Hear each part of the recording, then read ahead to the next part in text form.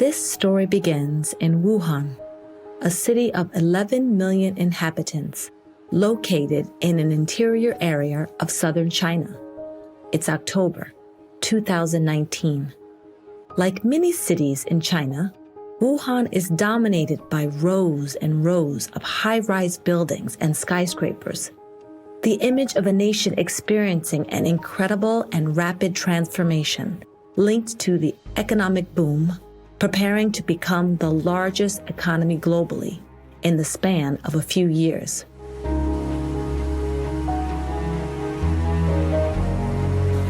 But somewhere in the city, there are still old alleys and narrow, dark, damp streets. It is in one of these streets that a wet market is taking place, a traditional market where domestic and wild animals of all kinds are exhibited and sold.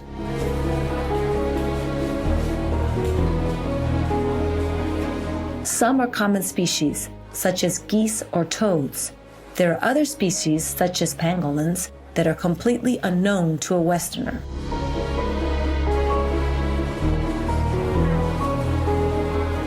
Right now, in one of these markets in Wuhan, a coronavirus is making a spillover. It is passing from an animal to a human. The first COVID-19 infection of the human species. The coronavirus numbers this Sunday are simply depressing. I don't know a better word for it, or I wish I had a better word for it. Look at the map right here, 45 states. Red and orange on this map means you're heading in the wrong direction. 45 of the 50 states heading in the wrong direction. 17 of them. Y volvemos a hablar del coronavirus. Brasil alcanzó una nueva marca en el número de muertes diarias, casi 1.600 en las últimas 24 horas.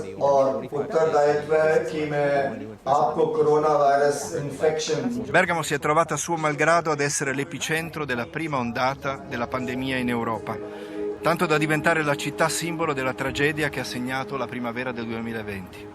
No one knows yet, around here, that a pandemic which will hit the whole world is about to start, and that in the span of a year it will have caused over 1.5 million victims. We don't know this because we're only spending a few hours in Wuhan. It is a short and banal stopover on a long flight from Italy. Our real destination is Guangzhou, also known as Canton, historically one of the trading capitals of southern China. It is to this megalopolis that we are headed for a reportage about food production.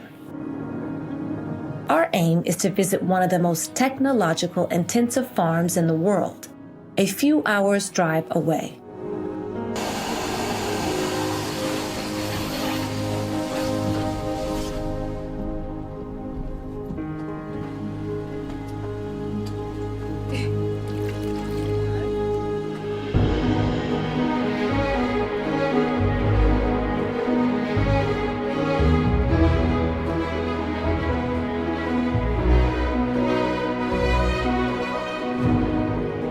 The reason for our trip is that we wish to inquire in which direction the global food production industry is heading. We want to document the exponential increase in the production and consumption of meat, especially in the East. A dizzying, uncontrolled increase which threatens our planet by further compromising its balance. We want to understand if the growth and intensification of farms is the right answer to the demographic increase, or if this out-of-control, intensive model is actually condemning us and the planet Earth in an irreversible way.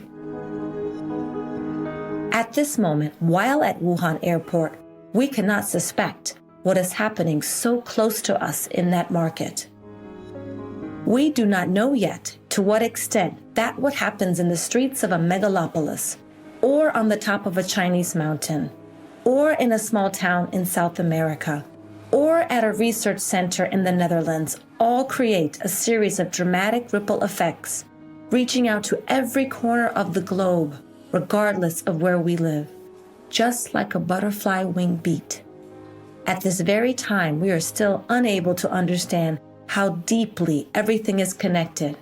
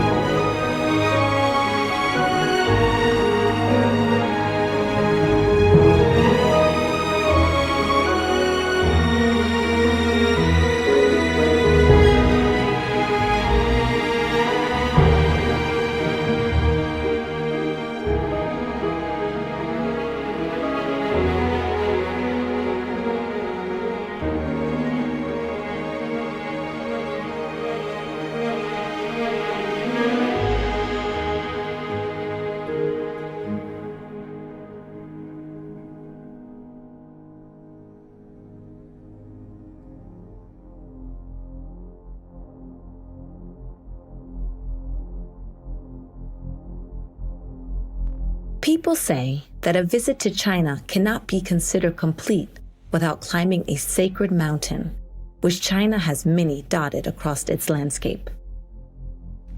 The most famous is the Taishan in Shandong. According to a Taoist tradition, whoever reaches the summit will live up to 100 years. At this time, we're on a mountain too, the Mount Yaji in the southern Guangxi region. It's October 2019. The name of this mountain in Chinese means holy mountain, but there are neither pilgrims nor Taoist monasteries here, just a fence that surrounds a huge production area. The buildings in front of us are massive concrete blocks built in the hollowed heart of the mountain. Looking at them from the outside, it's difficult to guess what they are. Multi-story pig farms containing hundreds of thousands of heads. 一层1217头，新版本的设计是1320。 Today, on Mount Yaji, standing 2 7-story pig farms, 2 9-story farms, a 4-story farm, and single-story farms. At the time of our visit, 2 other even more impressive buildings were being completed, one with 10 floors, the other with 12 floors. 这个楼房主场造价呢会高一点，但是它的使用的效率效益很好。比方说7公斤断奶成本，在中国通常水平是280块钱左右，就算很好了。7公斤断奶成本，那么稍微做不好，就可能超过300块钱一头。做到260，那都是凤毛麟角，就是很少企业能做到260。通常情况下，那么我们7公斤断奶成本才200块钱。 Thanks to this ultra-intensive farming system, Yangshuan has become a pioneer in the world of livestock industry. On this site alone, the company is able to produce about 1 million pigs a year at full capacity, achieving a very low production cost thanks to the use of technology. 如果说跟平房比，你要养了那个保育猪啊，养后备猪，养小猪在里面跟母猪一起混养的话，病菌很多，可能这个猪就很难养。而我们这个平层的话，这个楼房的话，刚才讲了，我每一层的通风很特别的，我的通风不走回头路，也就是每一层相当于一个猪场一样，相当于平层的一个猪场。所以的话，我们就在里面刚才养了。 就算我在7楼里养，它跟对下面的猪群没有任何的威胁。 Nobody knows the real farming condition inside these buildings, because any independent investigation is out of the question in such a site in China, surrounded by fences, isolated on top of a mountain, inaccessible as a military base. We think that even very big companies, even intensive companies, if he made some little change for animal welfare, we think it's great progress. We welcome for that. It not means intensive doesn't include animal welfare. We think even in intensive system, you can also do some things about animal welfare. One of the objectives of a farm like the one on Mount Yaji is to create a barrier against the spread of diseases, which can be a real threat for the company's profits. Between 2018 and 2019, a terrible African swine fever epidemic nearly halved China's pork production. According to local estimates, as a result of the epidemic, Chinese farmers culled and destroyed 100 million animals, about 40% of the total production. In those months, the only remaining evidence of what happened are very rare and terrifying images of mass suppressions, filtered on social networks, showing bloody scenes of thousands of animals buried alive in mass graves or even set on fire. Extreme solutions to get rid of infected and therefore unprofitable animals culling them in the least expensive way possible. Using technology, Yangshuang managed to partially contain losses in 2019, a company employee tells us. Usually they have lost half of their pigs, and in Yangshan we also go through a loss, but this loss may be controlled at a 10%. As a result, Yangshuang still managed to produce 2 million pigs in 2019. The number seems enormous, but not when compared to the size of the Chinese industry, which in 2018 processed 441 million pigs in one single year. In the first half of 2020, the Chinese government authorized and financed the construction of 20,000 new pig farms across the country, with an overall capacity of another 150 million pigs. It's expected that by 2030, China will be the biggest economy in the world, with nearly, not exactly, but nearly 30% of the global GDP.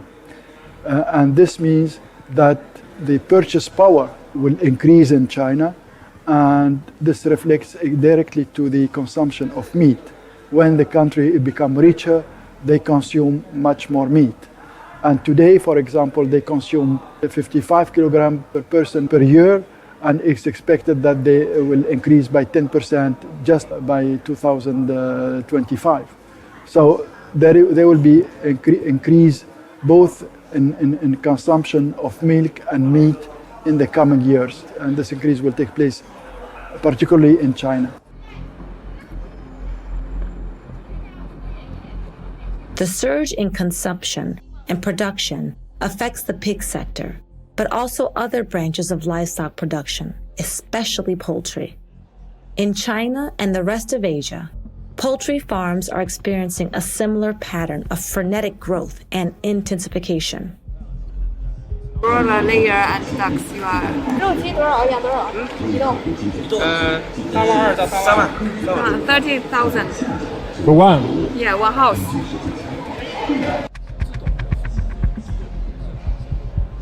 We are in Qingdao, in the Yantai Peninsula, eastern China. It's October 2019. We are attending one of China's leading livestock industry events, Viv Qingdao. It's a key agriculture business where companies, investors, and breeders meet up to trade, discuss the scenario of the industry, and plan the next steps to take. The shortage of pork is actually huge. So even if they import more, they will not be able to satisfy the increase in the consumption. So they will need to increase the domestic production of all animal proteins. So we think that over the next couple of years, poultry will be the biggest beneficiary for both Southeast Asia and China.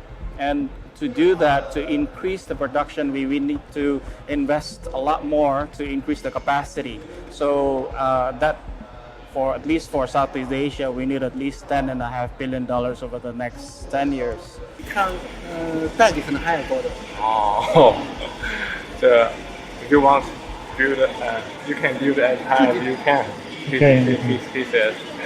因为它都是那种滚压线生产的，一直带缸要多少给你出多少。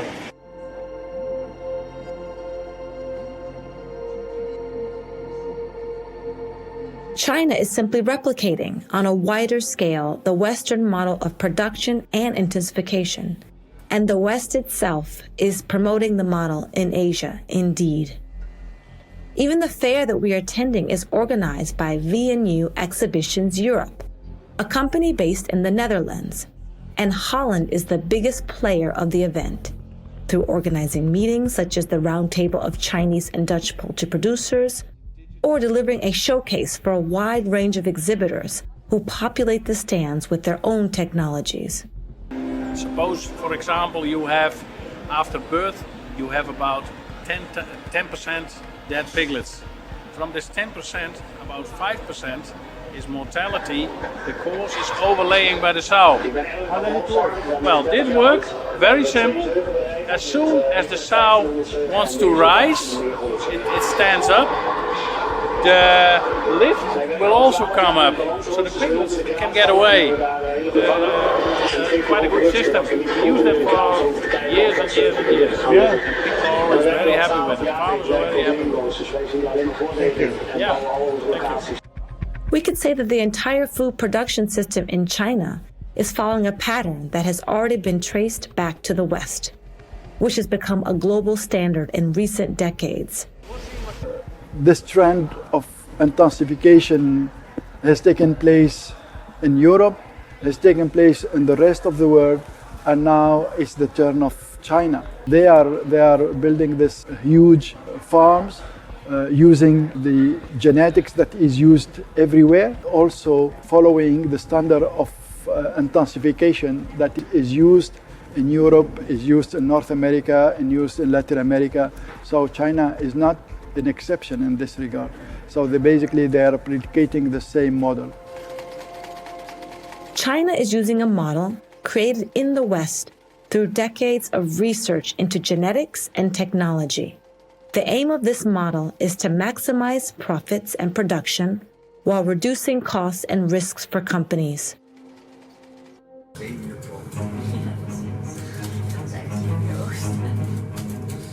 We move on to the Netherlands.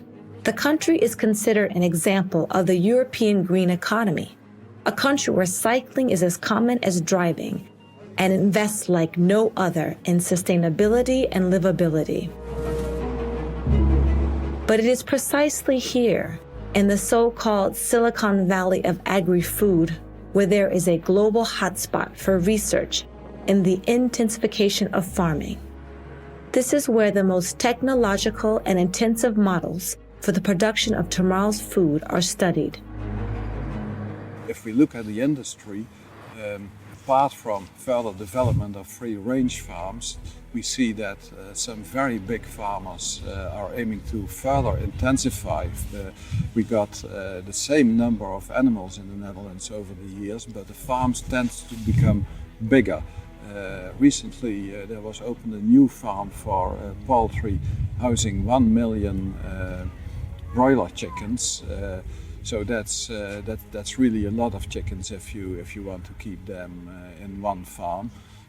They slaughter the chickens on farm, and the chickens really live in very bad conditions, very close on each other, and they are treated not as animals, not as sentient beings, but they stand on their own litter, where they have their own droppings on. They are treated like objects, for instance, or like if they were cauliflowers without any feelings. So that's definitely one trend in the Netherlands: further intensification, driven by economy.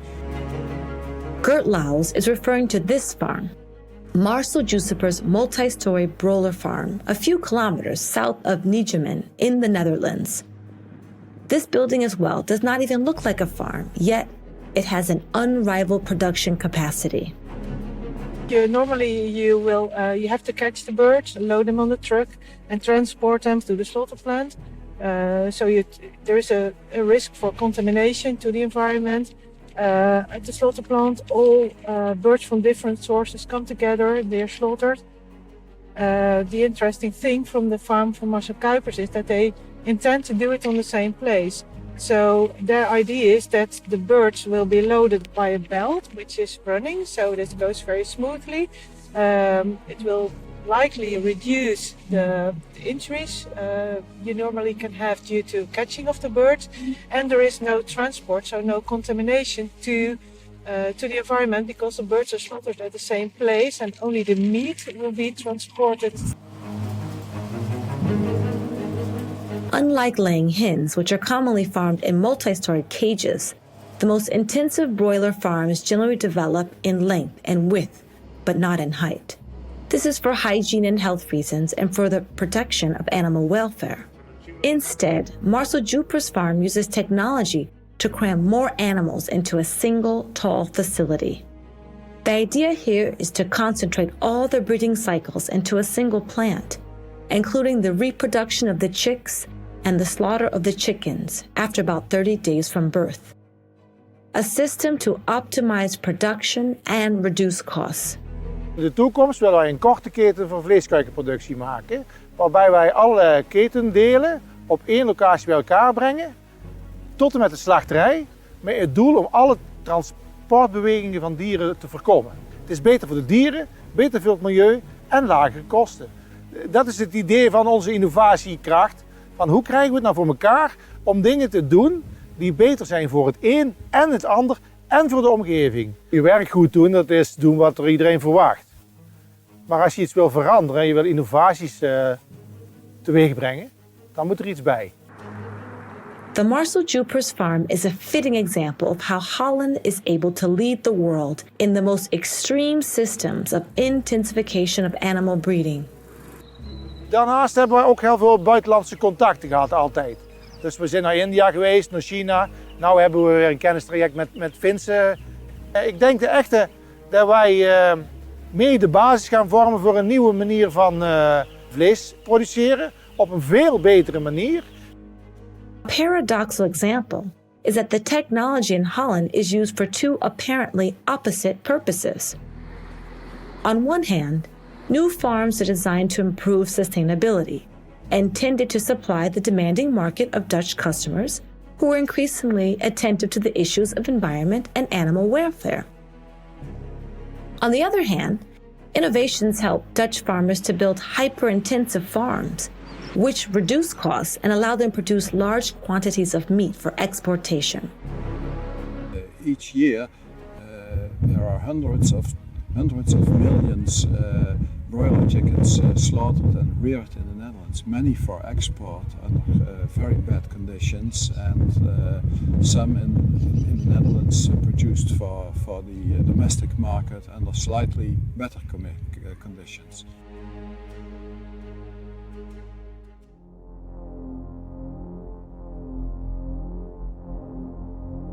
What we are seeing here are images taken by a drone above a dairy farm that produces milk and calves in California, in the United States.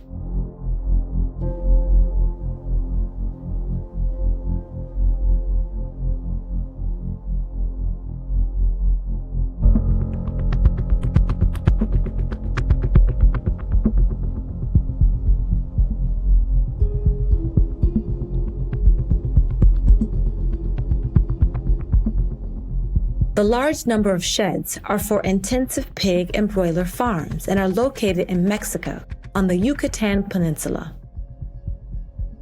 By increasing and intensifying livestock production, in 2020 we have farmed and slaughtered over 160 billion animals a year worldwide. Of these, 84 billion are land animals, particularly chickens, hens, pigs, cattle, and sheep. The rest are farmed fish. And this doesn't include more than 1 trillion wild fish caught for human consumption.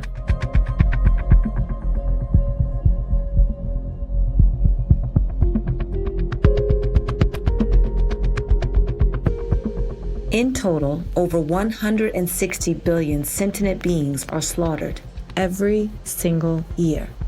We can barely perceive the magnitude and significance of this number, which far exceeds another figure, 113 billion. That is the number of human beings who have ever lived on this planet. Men, women, the elders, and children who have walked this earth since humankind first made an appearance on its surface.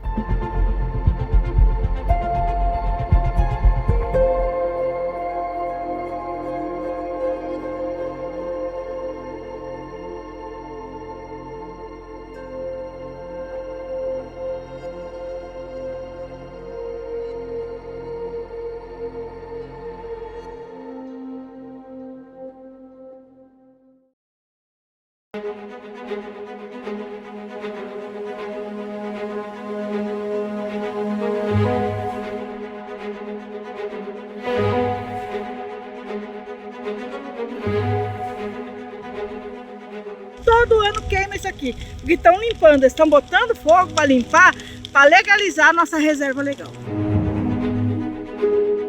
Essa reserva aqui é uma reserva APP do lago e depois do lago tem a reserva legal que é do assentamento 12 de outubro. Só que essa reserva aí foi ocupada. Tem muitos que estão utilizando da queimada para fazer limpeza. É um foco aqui, é outro ali, nós não estamos dando conta de apagar fogo. É muito fogo.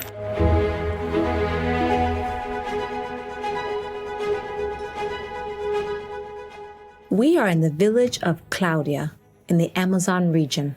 It's August 2020. In 2020, the fires in the Amazon have reached record levels since the early 2000s. Right now, Fernanda Ligabue, a videomaker working for the Norwegian Rainforest Foundation, is shooting these images showing the local villagers fight against the fires, which have started with armed gangs funded by unscrupulous entrepreneurs to conquer new lands to extend their productions. Uma coisa sem explicação, eu não tenho nem como explicar para você o que eu sinto. Sinto muita tristeza de ver tudo queimando, tudo acabando, tudo virando em cinza, as coisas que era tudo verde, tudo bonito, virar o que vocês estão vendo aí. In 2020, the satellites of the Brazilian Space Agency recorded 103,000 fires in the Amazon region of Brazil and another 64,000 in the Cerrado. Expansion of pastures and soybean crops are by far the main cause of these fires. Historicamente, aqui no Tocantins, mas no sul do Maranhão, Piauí, os fazendeiros usaram o fogo contra as comunidades, né? Queimar a casa, queimar a roça, né? A limpa do pasto, né? Com fogo, isso faz parte desse conjunto de ações criminosas dos conflitos, né? Os conflitos agrários. Que ele chega no barraco da gente, a gente não tá, queima as coisas da gente, como já aconteceu aí. E aí eles andam aí só tocando fogo, esses jagunços. E aí a gente tá aí, na luta. A gente sente cercado, né? Porque aqui a gente tá no meio.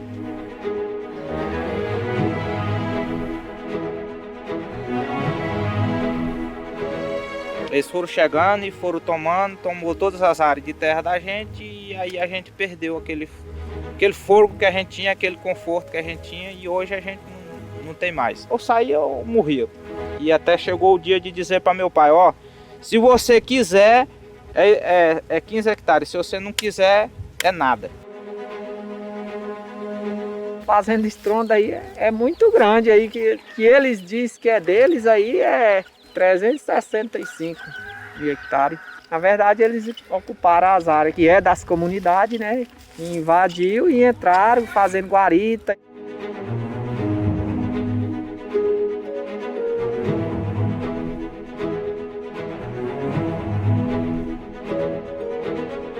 Aqui nós estamos em 3 áreas de retomada, tentando retomar, recuperar o nosso território.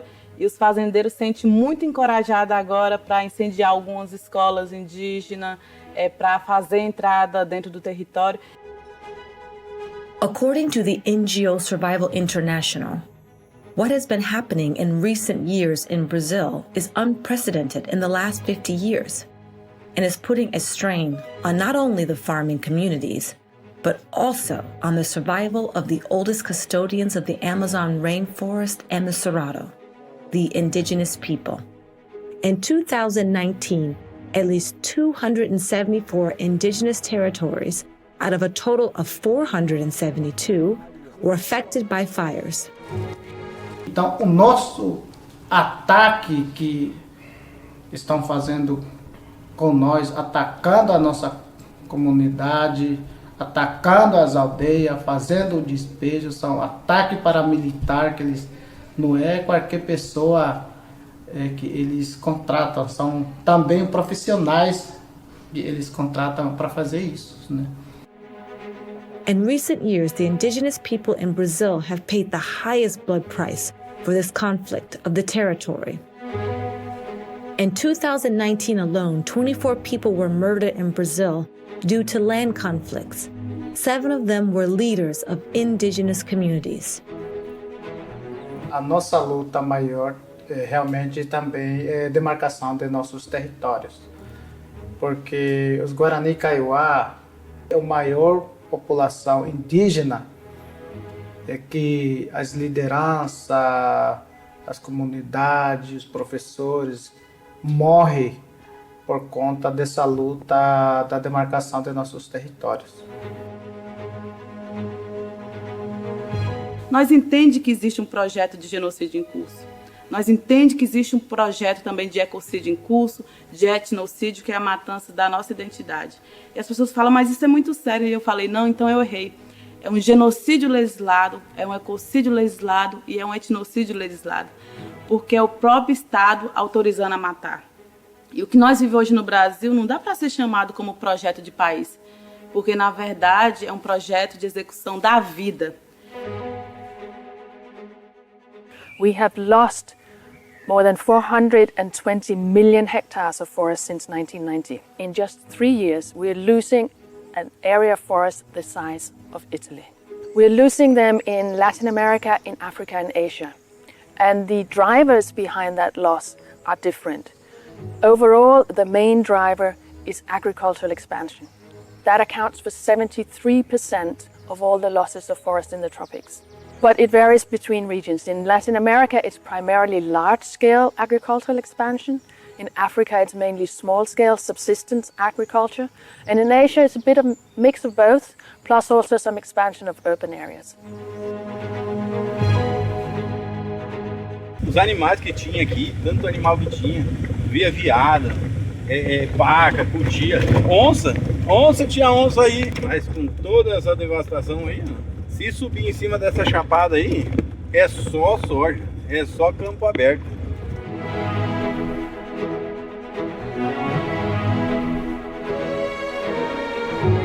Aqui tudo era cerrado, igual você tá vendo ali, daquele lado ali. Ó. Aí, agora vai virar tudo soja. Vai virar tudo soja agora. Então a soja ela vai para fora, praticamente toda exportada para fora, né, para ração de animais, frango, né, e suíno. O produtor ele só vai se interessar em abrir novas áreas porque eles têm garantido compradores de soja, né? Então, a partir do momento que a Cargill compra ou financia a produção da soja, ela está, sim, sendo responsável direto pelos trabalhadores e as trabalhadoras que estão sendo assassinados no campo, né?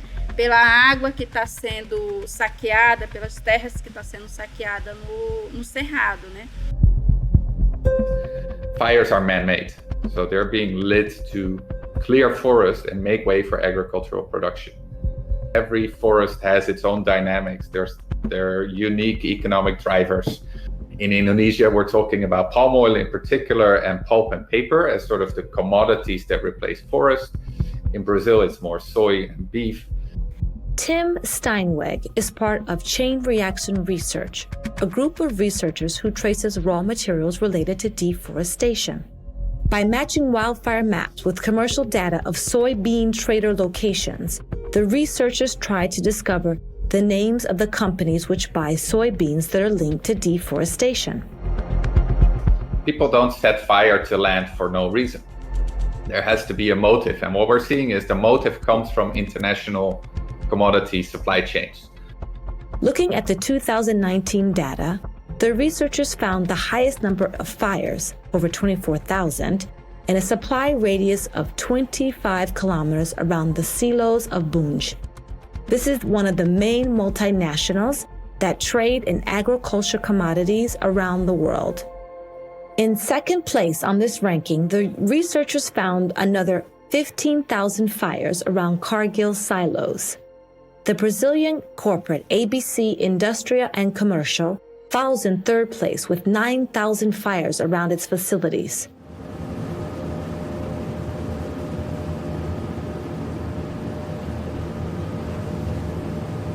These images, taken with the drone from Greenpeace, show a cargo of Cargill soybeans reaching the port of Liverpool, England.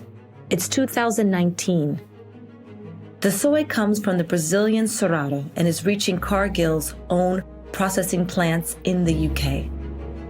an international journalistic investigation coordinated by the Bureau of Investigative Journalism showed that some of these soy come from crops in recently deforested areas. The reporters followed the shipment to the UK, where the soy was used as feeding for the chicken factory farms of Avara, a company owned by Cargill itself.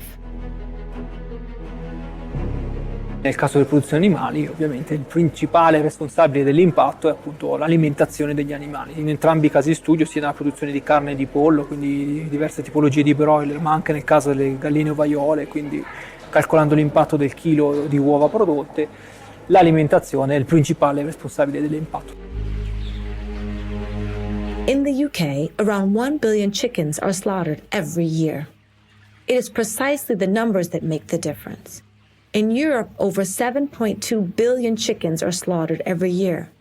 All of these animals are raised using high-protein feed. Gli alimenti di origine proteica sono o di origine animale, farina di pesce, oppure di origine vegetale, tipicamente la soia e farina di soia.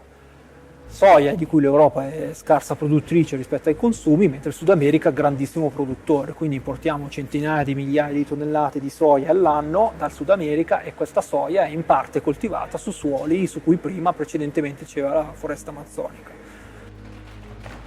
While Cargill dominates soybean imports in the UK, Southern American soybeans reach the rest of Europe mainly in cargoes owned by Bunge. Il fatto di acquistare queste materie prime fuori dall'Italia ormai è una cosa, come posso dire, che è assodata, perché è così ormai da decenni, e il fatto poi di avere il porto di Ravenna qui vicino per noi è una comodità. Until a few years ago, Europe played a leading role in the purchase of soybeans from Brazil, Paraguay, and Argentina. In recent years, however, things have changed very quickly.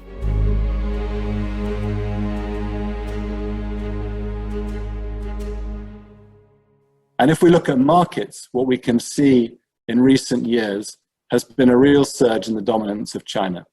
Whereas 15 years ago, the European Union by far dominated imports of Brazilian soy.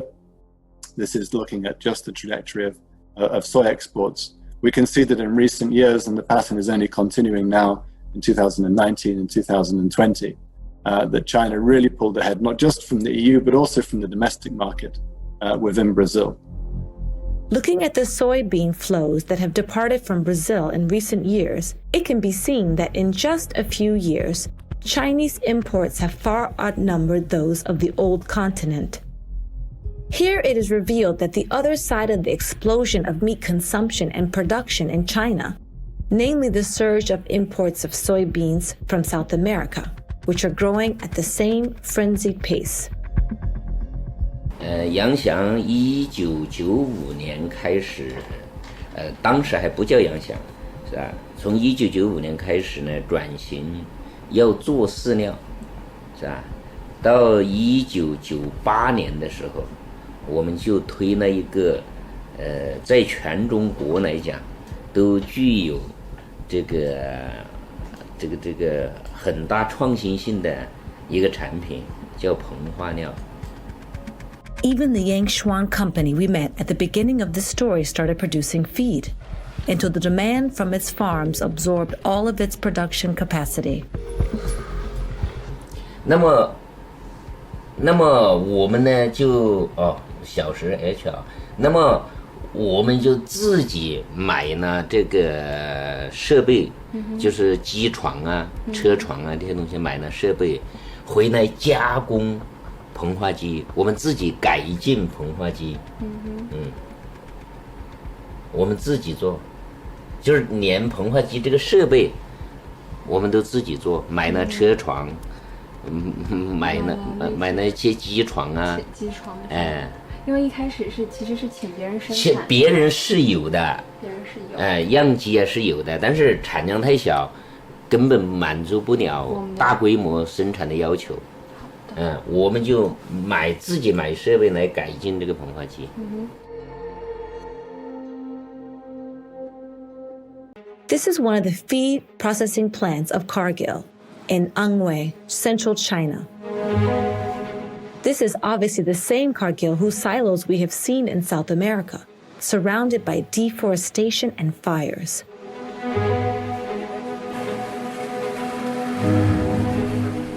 At the time of our visit, Cargill has just inaugurated a new poultry farm with 30,000 chickens in order to ride the growth of the Chinese meat consumption.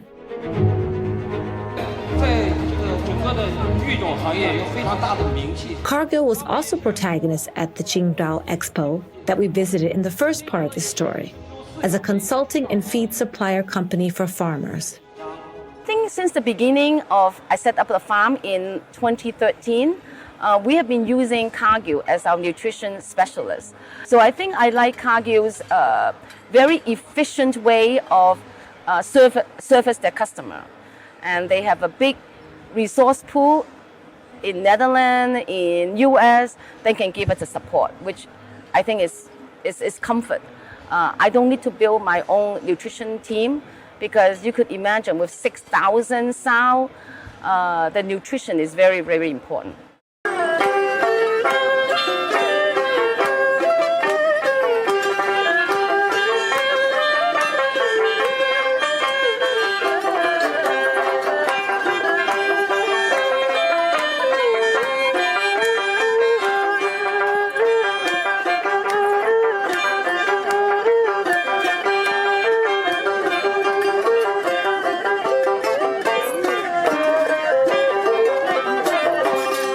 La Cina è particolarmente interessante appunto non solamente perché sta aumentando tantissimo la richiesta di prodotti di origine animale, quindi carne, ma anche latte, formaggio, anche prodotti, ma perché la Cina è uno dei maggiori produttori di prodotti che vengono usati nell'allevamento animale, quindi soprattutto mangimi e additivi per i mangimi. Già la Cina è uno dei maggiori 4 produttori di mangimi al mondo, insieme con gli Stati Uniti, ovviamente i paesi dell'Unione Europea e il Brasile. Ci si aspetta appunto che la richiesta di questi mangimi aumenti e è importante appunto farla cercando di utilizzare al massimo risorse locali, appunto sottoprodotti dell'industria agroalimentare, facendolo però in maniera che si producano alimenti sani.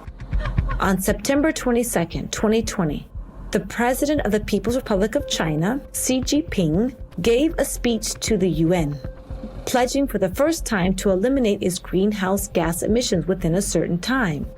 中国将提高国家自主贡献力度，采取更加有力的政策和措施，二氧化碳排放力争于2030年前达到峰值，努力争取2060年前实现碳中和。On that occasion, Xi was very resolved, stating that humans can no longer afford to plunder nature, as happened so far.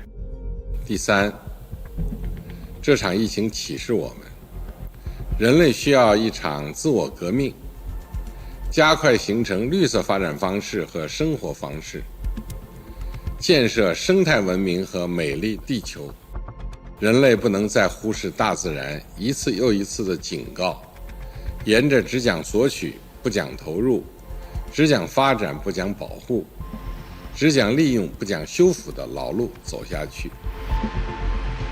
In the same month, however, Chinese government officials flew to Brasilia to conclude new agreements with the Brazilian government.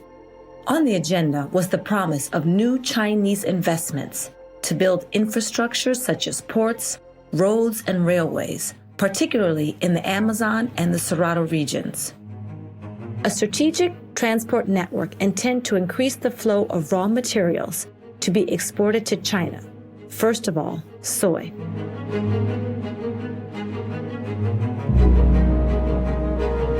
China today represents about 20% or 21% of the global population, but they only have 9% of the land, and they only have 6% of the total water globally. This explains one of the problems of China is how to produce food for their population, and livestock is a part of this problem. There's more. In addition to the impact on the environment in recent years, the uncontrolled increase in demand for raw materials, such as soy, driven by China, is inevitably starting to produce effects on food prices in various parts of the world. It is an inevitable side effect. Competition between economic interests and people's right to food is bound to happen very soon if we do not urgently change course. It's the whole model that we may question. People used to eat much less meat in the past, and now the meat consumption is increasing. The livestock sector is resource hungry. That means the livestock sector requires lots of lands to produce feed, and for some species, they are in direct competition with the staple food, with the human. We need to do three things. We need to protect, manage, and restore our forests. In order to protect them, we need to protect them from illegal deforestation. That means changing our food systems, stopping that agricultural expansion. The equation is as simple as it is dramatic.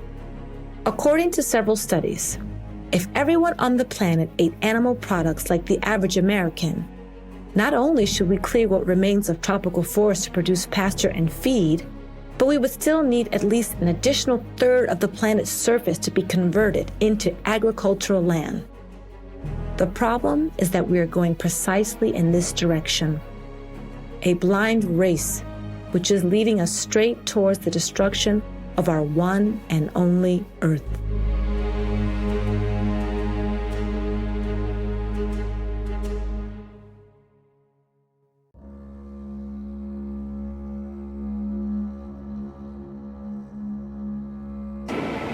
And we already visited building number 2, quarantine building for the farm staff.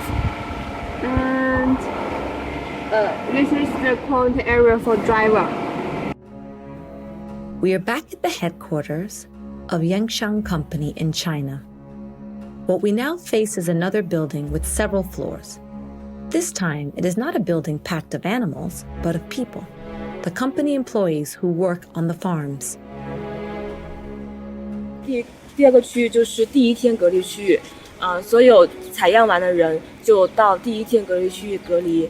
那一天一夜之后，采样结果出来了，如果它的结果是阴性，就是不携带非洲猪瘟的话，那就到第2和第3天隔离区域去继续隔离。那么如果它携带非洲猪瘟的话，就要在第一天隔离区域继续隔离，直到它的结果显示阴性为止。那在第2、第3天隔离区域要隔离1天2晚，结束之后再从这边派通勤车，把他们送到相应的猪场去。Perhaps we have forgotten, but before COVID, it was very rare to use the word quarantine. But in this production area, the term has already been in common use for several years. Yes, they should quarantine here every time if they want to back to farm. Okay. Now the farm staff have a day off every 2 months. Okay. And after they have to do again. Yeah.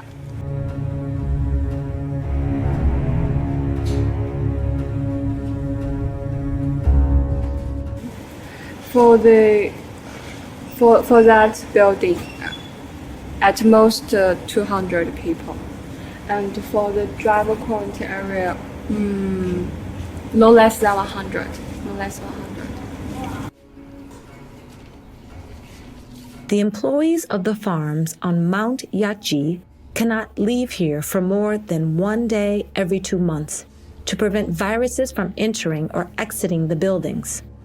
After all, the defense against diseases is one of the reasons why they are hypersensitive farms, such as Mount Yaji.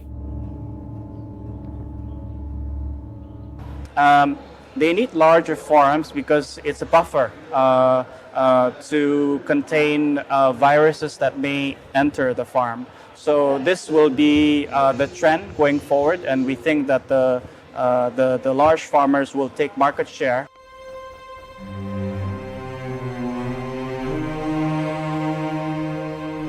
So I think we are very fortunate to have the correct site selections.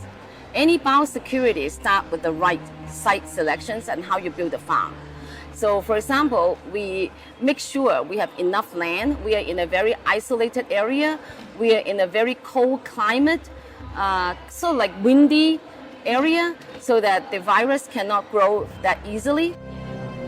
Even this entrepreneur's company has built its intensive pig farms on the top of a mountain, with the main purpose of countering the spread of epidemics, such as African swine fever, also known as ASF.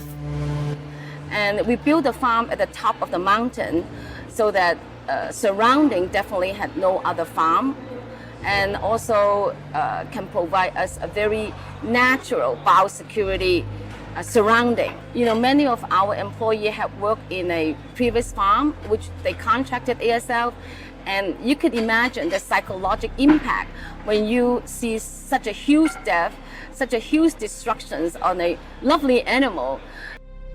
In June 2020, in full COVID-19 emergency, a study raised the alarm of a new potentially pandemic virus spread precisely in Chinese pig farms. According to the authors of the research, the virus was a variant of H1N1, the famous swine flu virus that was responsible for the first pandemic of the 21st century, which in 2009 caused over 18,000 deaths worldwide. The study immediately aroused alarm because it revealed that the new virus was capable of being transmitted very easily from pigs to humans, to the point that already infected 1 in 10 workers on Chinese farms. The alarm was silenced a few days after the publication of the study, not because it was unfounded, but because luckily the virus had poor ability to transmit itself from one human to another, so it couldn't spread from farms. So yes, the zoonosis, this transfer from the animal world is happening with greater intensity. The virus usually originates in the wild, is transmitted often by wild birds, bats, etc., into the livestock, the kept livestock, the domesticated animal. More particularly, we see it more frequently in pigs and poultry, but you do see it elsewhere too, in other animals. And of course, we can't deny that these zoonoses often take that route. This we know from science. And of course, probability is that the more you have of a thing, the more that thing is going to be the likely conveyor. As we learned during the COVID pandemic, many diseases arise when we destroy or invade natural habitats, such as forest, and come into contact with different species of wild animals, such as bats. Already in 2016, United Nations Environment Agency had given the alarm for a worrying increase in the insurgence of new zoonoses, diseases transmitted from animals to humans. The report also emphasized the role of intensive farming in amplifying this transmission.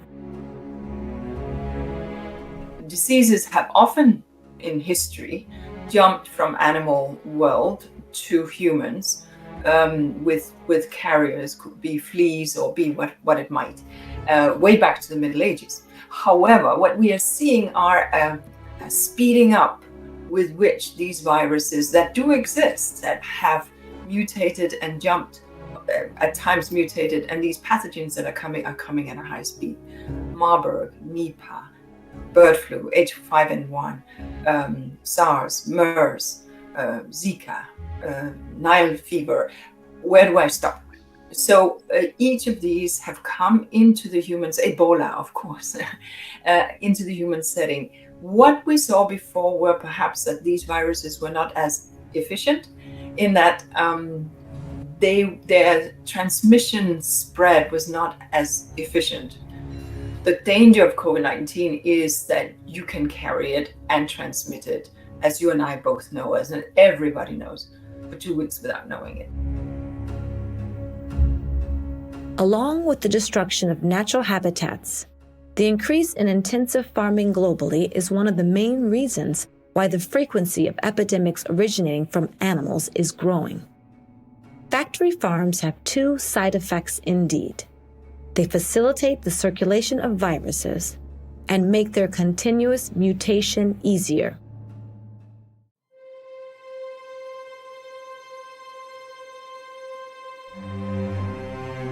The biggest pandemic in modern history, the Spanish flu, which caused 50 million deaths between 1918 and 1919, was in fact a zoonosis, an avian flu. There have been many avian flus circulating among farms in recent decades, although they have rarely made the leap to humans. Even during 2020 and 2021, while humanity is fighting against the coronavirus, the livestock industry is grappling in many parts of the world with the new terrible wave of avian flu. Yeah, talking about poultry, of course, the avian flu is a big risk that many people know. In the Netherlands, almost 2 decades ago, there was a big disaster in the industry where they killed 30 million poultry just to get the virus under control. Avian influenza, it's a difficult issue because on the one hand we would like to have the chickens outside, making use of the outdoor run, but it also is a risk for avian influenza because it comes, for example, from ducks or other birds, wild birds that can infect the chickens. So we have to keep them out, have to keep the birds inside. Biosecurity is very important. It is a very important part of keeping diseases out of the house. And in the last years, again, we had outbreaks of high pathogenic avian flu in the Dutch industry, and all these outbreaks were in intensive farms, although they claim that these farms are closed and that the disease can't get in. The virus manages to get in, and when it gets into an intensive farm, it's extremely dangerous because it's spreading very rapidly, and there's a big risk that the virus mutates and that it also can become a threat to human beings. By dramatically increasing the number of farmed animals, deforestation, and destroying the last natural habitats, all causing climate change, ensures that we are essentially creating conditions for the perfect storm for the outbreak of new epidemics, and we're experiencing the result in our lives. And so the more we expand our livestock, the more we as consumers demand our proteins from livestock and from meat, well, then the more the market will respond. However, after COVID, the next pandemic on the horizon will not be a zoonosis, at least according to FAO. When we started working on this documentary, COVID had not yet arrived, and there were already talk of zoonoses, but the most imminent health threat from the livestock industry was another. We are facing phenomenon of invisibility. People do not see nothing, they do not understand. Oh, it will be good to see headline. Oh, attention please. This year we lost 700,000 deaths. Can we ask CNN or BBC or Euronews to send messages? Antimicrobial resistance is the ability of bacteria to develop resistance to drugs like antibiotics. The most resistant the bacteria become, the less effective the drugs are, until it becomes impossible to even cure simple infections such as pneumonia, which then becomes a deadly threat. It sounds like science fiction. But on the contrary, antimicrobial resistance is already the cause of thousands of deaths each year. AMR is a huge global threat to public health. At the global scale, we estimate that about 700,000 deaths are related to antimicrobial resistance. We expect these to increase. In the European Union, the estimations are 33,000 deaths. These are huge numbers in terms of lives. And unless radical actions and accelerated multi-sectorial actions taken, we don't expect these to decrease. When it comes to cancer, there is actually a few cancers that you can't treat at all unless you have antibiotics. Leukemia was one of them. And very often, under treatment of cancer, your immune system is very low and it's very easy to get infections. Could be because of surgery or chemo or other things. And also after treatment, if you live with side effects or with cancer, often also your immune system is low and it's easy to get infections. So you need antibiotics and you need antibiotics that works. As far as we see it now, if there's not a change and we get new antibiotics in the future, more cancer patients will not survive, they will actually die. And they will not die of cancer, but they will die of an infection they got during the treatment. According to the United Nations, without a radical turnaround, antimicrobial resistance could cause 10 million deaths a year in 2050 and produce damage to the economy equal to that of the 2008 financial crisis, pushing 24 million people to extreme poverty. All this only because we abuse antibiotics. The more antibiotics we use, even when they are not needed, the more the bacteria develops resistances. An issue related to hospitals and doctors exceeding in the prescription of antibiotics.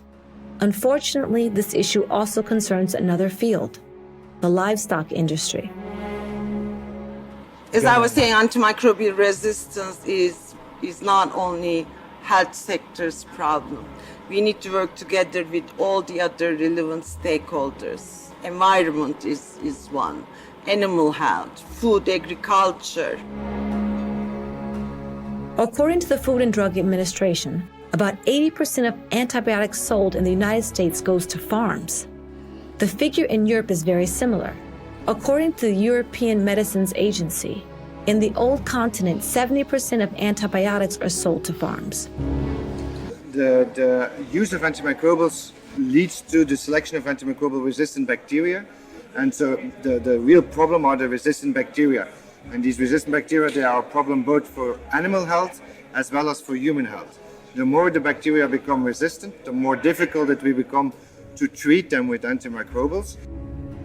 Geroen Delwolf is an animal entomology researcher at the University of Ghent, Belgium, and one of the leading experts on the link between antimicrobial resistance and animal husbandry in Europe.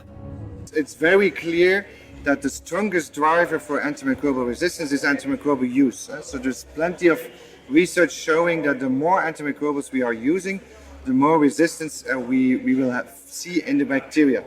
And we also see that at the level of animal health, and we see that at the level of human health. In animal husbandry, antibiotics are used regularly, particularly in pig farms and poultry, with so-called mass treatments handed out through feed. L'utilizzo del farmaco, inteso come antibiotico, prevalentemente nelle prime fasi della vita del suino, dove sono le fasi più delicate, le fasi in cui si hanno un animale molto più sensibile alle temperature, quindi anche gli ambienti hanno bisogno di particolari cure. Per questo motivo nelle prime fasi si utilizza una certa quantità di antibiotico.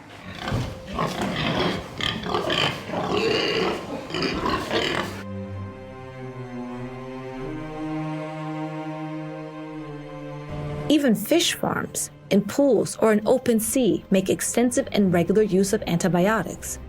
Also in this case, the treatments are administered massively, with medicated feeds spread over pools or sea cages when early signs of disease appear. It's a lot about attitude. It's a lot about attitude, changing your attitude. A lot of antimicrobial usage is habit. We used to use this amount of antimicrobials. We used to put them in the feed. There's a lot of things that people are used to, and often there is a fear, and they are afraid to leave that behind, because they're afraid that if we leave behind the antibiotics, we're going to get a lot of diseases, we're going to get economical losses. There is more. In several countries around the world, antibiotics are used on livestock not only as a cure for diseases, but also for their much appreciated side effect, the ability to make animals grow faster. This practice is prohibited in Europe and the United States, but is still a common procedure elsewhere. In South America, for example, Chile is the only country that has banned it.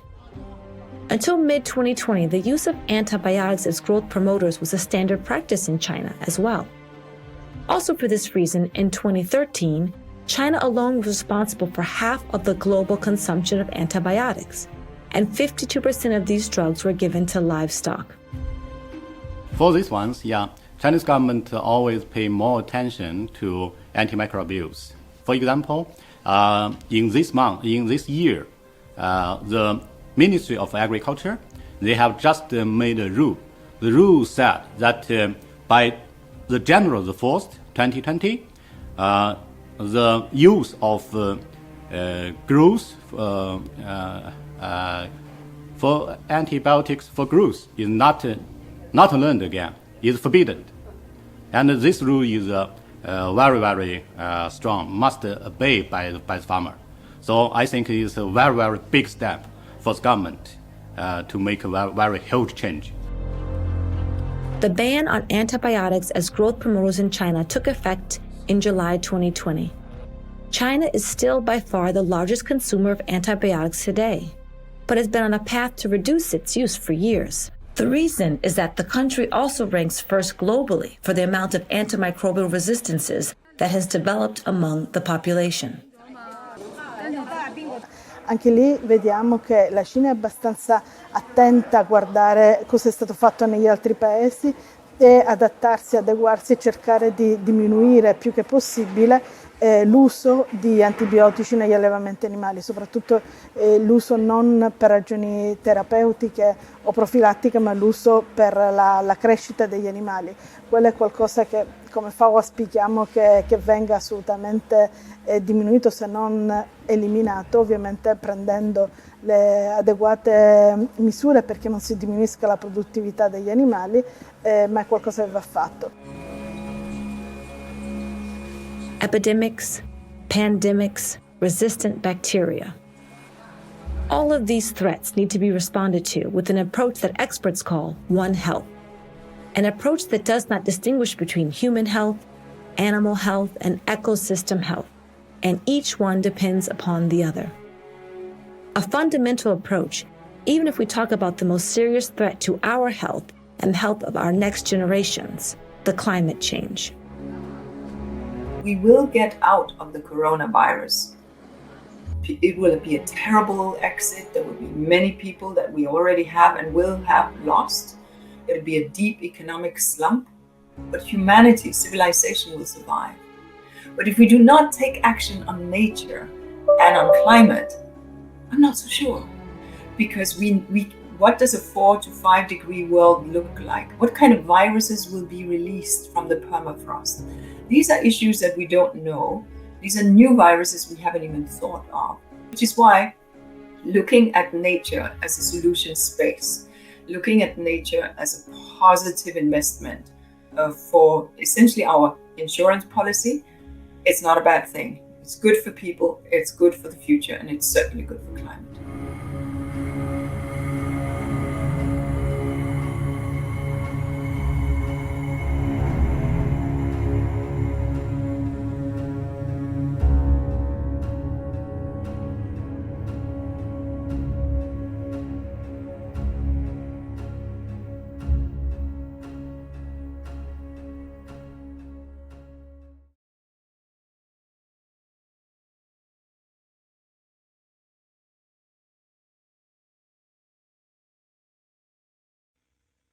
There is an indefinable, mysterious power that pervades everything. I feel it, though I do not see it.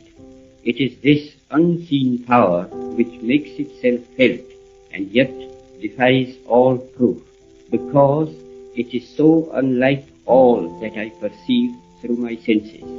It transcends the senses, but it is possible to reason out the existence of God to a limited extent. The Hindu religion, like Buddhism, considers all living beings to be connected in some way. Small fragments of a single entity, an invisible power that pervades everything, as in the words of Gandhi's famous speech on the existence of God delivered in London in 1931.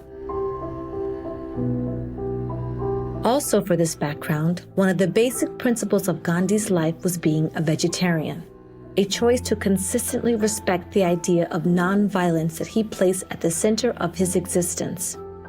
For the same reason, India is traditionally known as a country with a vegetarian vocation. But even in India today, modern ways such as globalization and health are entailing a sharp increase in meat consumption. It is precisely the case of India that shows how globalization is encouraging the meat consumption surge worldwide.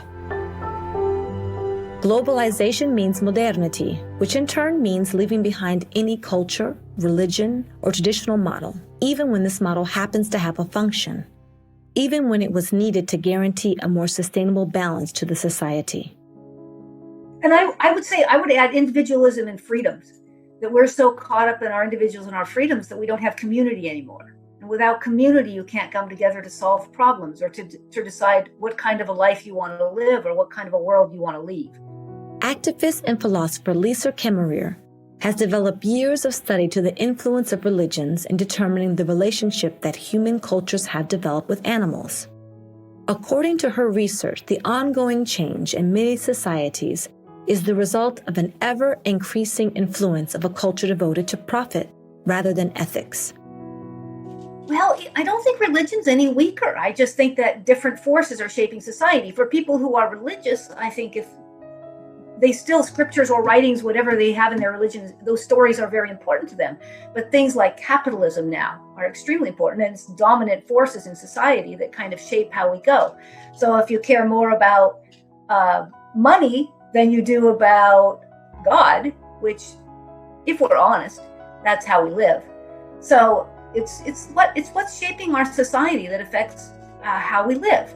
So I think that our basic ideals, the ideals promoted by Western societies, have been extremely damaging in so many ways to people themselves, as well as to animals, as well as to the environment and the earth itself. However, a fundamental question remains. How could it happen that our societies, perhaps mastered by the ethics of profit, but certainly also based on other ethical principles, such as solidarity, have come to accept such a massive increase in animal production within intensive systems in every corner of the planet? Is it possible that there is an ethical question behind the lost balance that we are creating on our planet?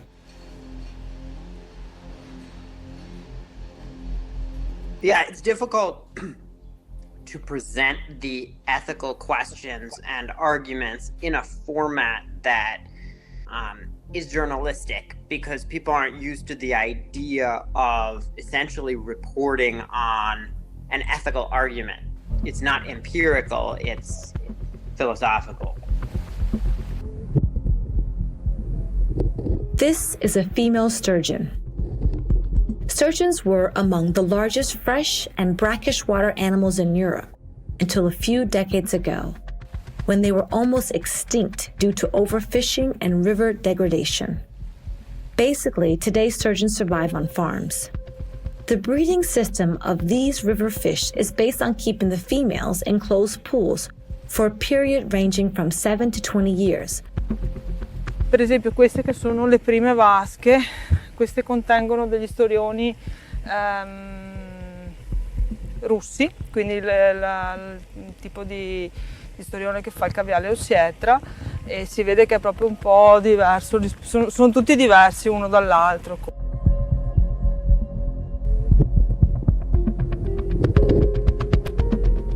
Allora, questi qua sono esemplari che hanno almeno, bisognerebbe guardarli uno per uno, però so che qui dentro ce ne sono che hanno anche una ventina d'anni. Waiting for them to reach sexual maturity and produce precious caviar eggs. After years and years spent inside the pools, the female sturgeons are subjected to ultrasound to check for the presence of eggs. When the harvest is ready and abundant, the only way to collect the eggs is to kill the mothers and open their wombs.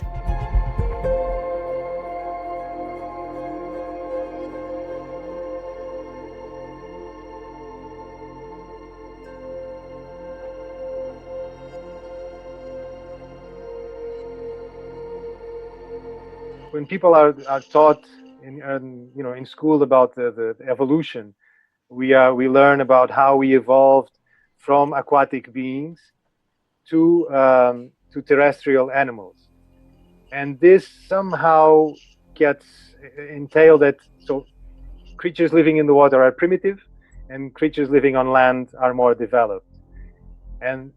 But this is not the case. The thing is that we all evolved from a common ancestor, but we all evolved in the same direction. So we have a very recent history of observing fish as animals and not like the cereals of the ocean. In fact, if you think about how we mention fish, we call it fish farming, and we call it harvesting.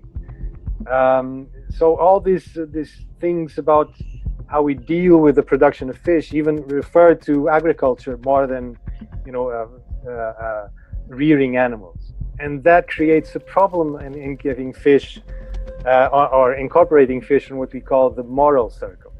So we tend to give the animals that we think are more evolved a moral status. For example, primates.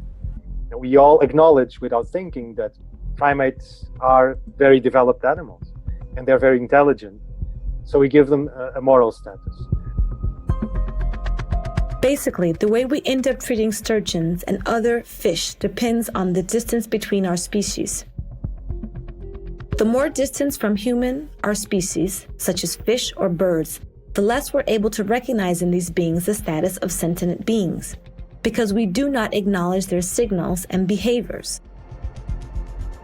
And because of that, we tend to think of fish as primitive, and we don't know how to identify expressions of fear, expressions of joy, of pain, because we are so far apart from the world of fish that we cannot recognize those things.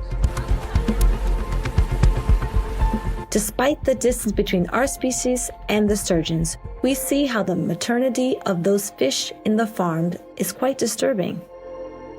The closer the species is, the more empathy we feel. This is why it's even more disturbing to see the images of newborn calves taken from cows meant for milk production. It could be less obvious to feel empathy when looking at images of chicks in poultry hatcheries. As it is known, male specimens are considered waste by the egg industry, and for this reason, they must be eliminated as quickly and as cheaply as possible. An inhuman practice that is used everywhere, which perhaps as a society we can accept because of the distance we have from poultry, hens and chickens, which limits our ability to understand and recognize their feelings.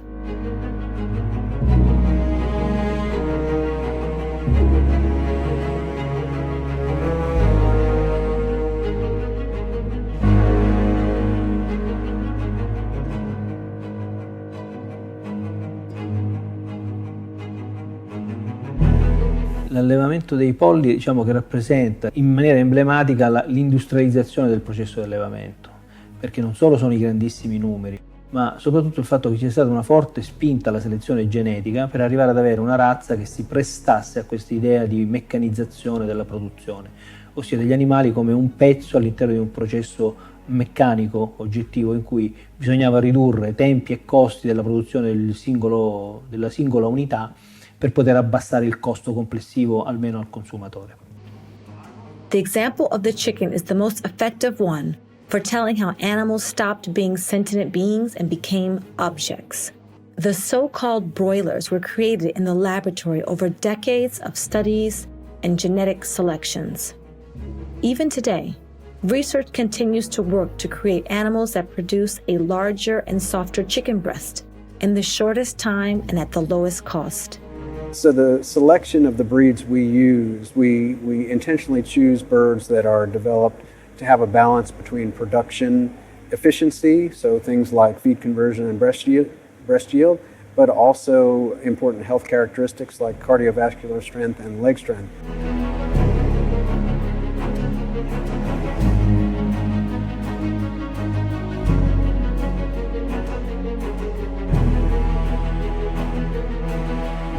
The American corporation Tyson's Foods is the second largest company in the world for the production of chicken, with almost 2 billion animals slaughtered every year.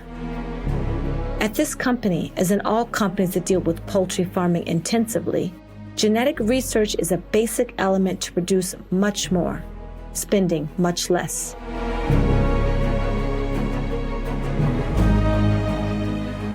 Over 15 years, in terms of with the average broiler, we have managed to get it so that we're using about half a kilo less of feed to produce the same size of animal. If you're saying, okay, we want a bird which grows more slowly, because the viewpoint in some areas is that that will improve welfare, then you are actually going backwards in terms of the efficiency, which therefore, as a result, becomes less sustainable.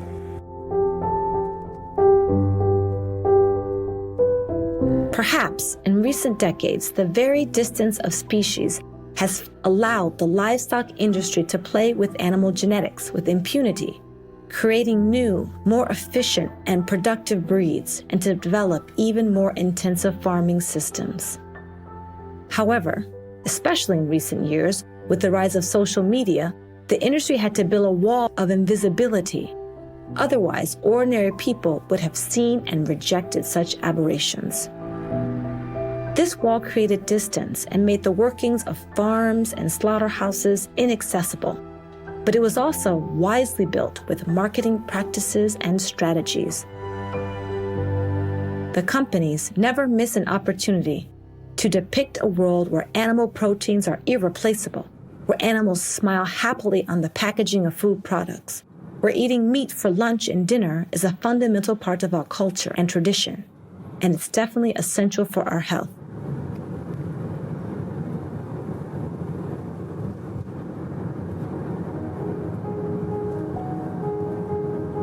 You know, the industry is interested in selling its products, and all industries do that, and they market their products and they try to present them in the way that they think will make the consumers buy them. So certainly the animal rights movement has a huge amount of work to do to overcome big industries with multi-billion-dollar advertising budgets. No question that that's a factor. But if we start to see a shift in people's purchasing, then industry will follow them, because the industry wants to survive. I mean, no meat producer wants to be another example of Kodak, the film producing company, you know. Peter Singer is a philosopher and writer, considered by many to be someone who inspired the modern animal rights movements.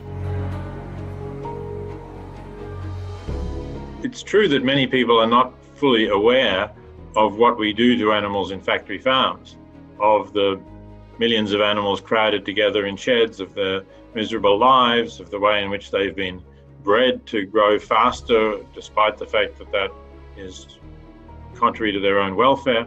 All of that is true. But I think you have to ask, well, why don't people know this? And part of the reason, at least, is they don't want to know it. They look away because they fear, perhaps correctly, that if they did know it, they wouldn't be able to enjoy their dinner, the usual dinner that they have every day. They wouldn't be able to enjoy as much. We have to constantly deal with invisibility, but that relies on our choices. It is up to us to decide whether to face the reality of industrial farms or whether to look the other way. It's possible that consumer demand coupled again with changes in technology, but this time changes more favorable to getting rid of animal suffering, and also incidentally more favorable to reducing greenhouse gas emissions, they may lead the industry to shift as well. If we avoid looking the other way, probably all our ethical models would simply push us to connect the dots and reject systematic cruelty and violence. They would probably push us to tackle once and for all an ethical question clearly postponed for too long.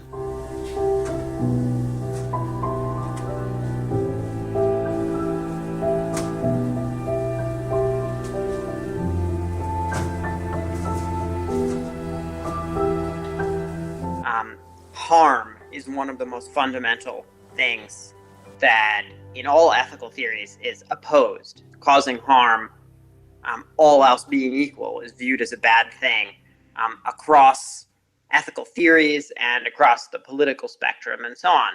And because non-human animals are capable of being harmed, capable of suffering, for example, it seems like the most basic ethical principles that we already apply among humans extend to non-human animals. We brought it on ourselves. We've been very disrespectful of the environment, very disrespectful of animals. We've been gradually invading the world of the animals. We've been forcing them to spend more time together, which enables a virus or a bacteria to cross the species barrier from an animal into a human. And we've also been forcing some animals to move out of their habitats to crop raid and things like that because of what we've done to their homes.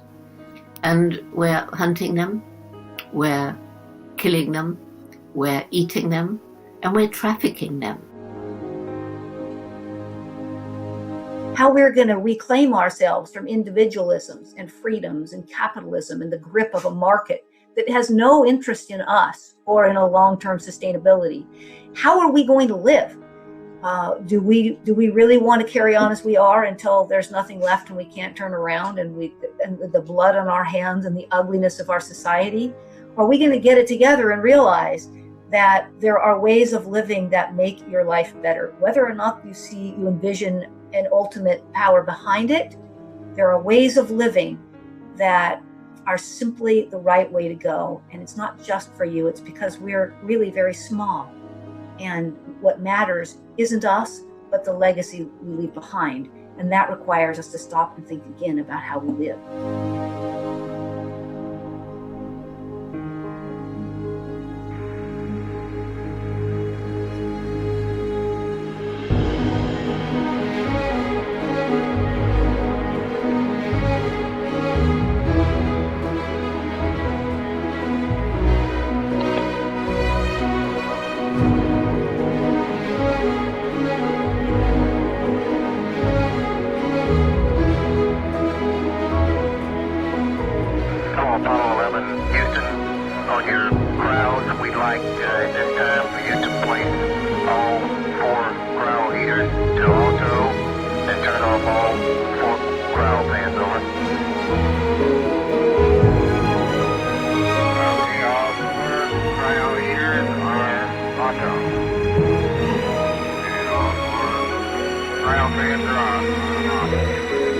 Roger, that's going to be your fleet configuration.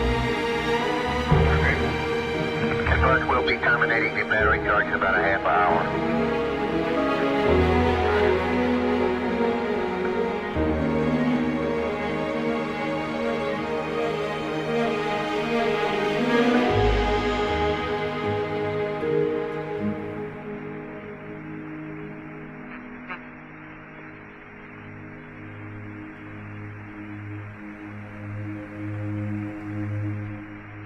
Apollo 11, Houston, you can terminate TV at your convenience. We've got enough tape, and you can start PTC at your convenience. The rates look super for starting up, over. Roger, Charlie.